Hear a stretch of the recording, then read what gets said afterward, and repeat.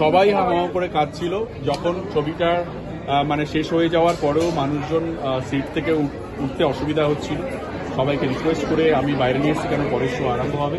এই ছবিটার গল্পটাই এরকম, আমাদের সবার কাছে যারা সামনে আমাকে শুনছে দেখছে, তোমরা যারা দাঁড়িয়ে আছো, আমি প্রত্যেকের কাছে সব থেকে মূল্যবান হচ্ছে তার বাবা মা যে জন্ম দিয়েছে।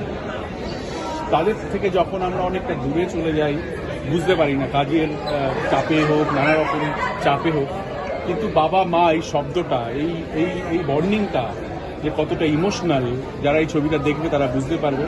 এবং হয়তো আমরা অজান্তেই অনেকটা বাবা মার থেকে দূরে চলে এসেছি, বাবা মা হয়তো কোনোদিন প্রকাশও করেনি, সেই ছবিটা দেখলে সে রিয়েলাইজ করবে। এবং আমার মনে হয় যে বাবা মার সঙ্গে সম্পর্কটা আরও সুন্দর হয়ে উঠবে। বড়দিনে 2024-এর বড়দিনে সপরিবারে সবাইকে নিয়ে হলে গিয়ে এই ছবিটা দেখা উচিত এবং সবার খুব ভালো লাগবে। সিনেমার নাম সন্তান বলেও এটা একটা পরিবারের গল্প, একটা family drama.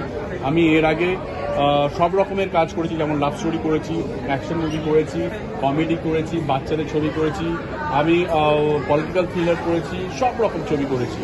But family drama first time করলাম, আমার নিজের খুব ভালো লেগেছে করতে, এবং করতে গিয়ে আমি অতটাই ইমোশনাল হয়ে পড়েছি যতটা অডিয়েন্স আজকে সিনেমাটা দেখে বেরোনোর সময় ইমোশনাল হয়ে পড়েছে। আমি তোমাদের কাছে সবার কাছে কৃতজ্ঞ, তোমরা সবাই তোমাদের মাধ্যম দিয়ে প্লিজ বলো যে সন্তান দেখলে সবার ভালো লাগে। সমস্ত বাবা মাদেরকে ডেডিকেট করতে যাই। অবভিয়াসলি যেই সমস্ত বাবা মারা এখন এই মুহূর্তে একা, তারা ওয়েট করে থাকে তার সন্তান কখন তাকে ফোন করবে একবার, তারা ওয়েট করে থাকে তার সন্তান কখন আসবে তার কাছে একবার দেখা করতে। তারা সমস্ত এই 15 কোটি ভারতবর্ষের বৃদ্ধরা যারা এই মুহূর্তে বৃদ্ধাশ্রমে রয়েছে তাদেরকে ডেডিকেট করতে চাই।